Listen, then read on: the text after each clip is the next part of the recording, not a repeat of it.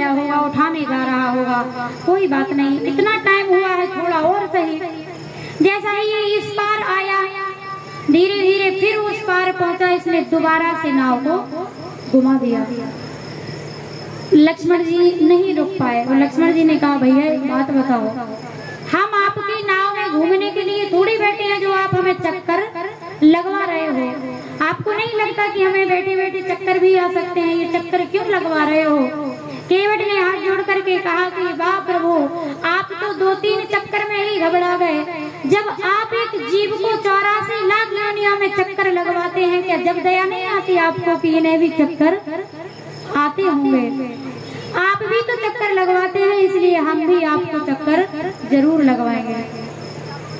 बड़े प्रेम से घुमा रहा है और जैसे ही बीच धार में नाव पहुंचती है तो लक्ष्मण जी को डर लगता है कि कहीं नाव में पानी ना भर जाए तो नाव डूब जाएगी।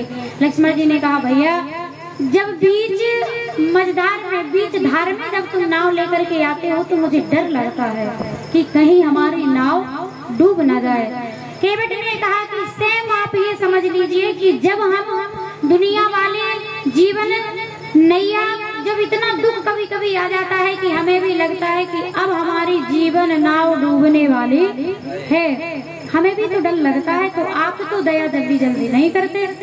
लक्ष्मण जी ने कहा, भैया आप जानो और आपके भक्त जाने। आज भगवान राम ने कहा कि केवट टाइम हो रहा है, देरी हो रही है, आप जाओ, जाकर के हमें पार करो। और आज जैसे पार करने के लिए जाने लगा, ध्यान देना, गंगा महारानी को भी लगा क्यों ना त्रिलोकीनाथ यहाँ आए हैं तो क्यों ना चरणों को छुआ जाए। तो एकदम से गंगा महारानी अभी तो शांति से बह रही थी, धीरे धीरे बह रही थी। आज राम को देखते ही ये भी इतनी प्रसन्न हुई, इनका भी नाचने का मन हुआ कि ऐसे ही उबाल दे करके बहना प्रारंभ किया। तो केवट डर गया कि अब अगर गंगा महारानी का यही हाल रहा तो नाव सच में डूब जाएगी। नाव चला रहा है धीरे धीरे और गंगा मैया से कहता है कि मेरी नैया में, केवट की काट की नैया है, उसमें भगवान को उसने बिठाया है। शंकर भगवान कहते हैं कि एक नाव हमारे पास है, वो है जीवन नैया। जो केवट की तरह अपने जीवन में भगवान राम को बिठाएगा, उसकी नाव कभी डूबने वाली नहीं है।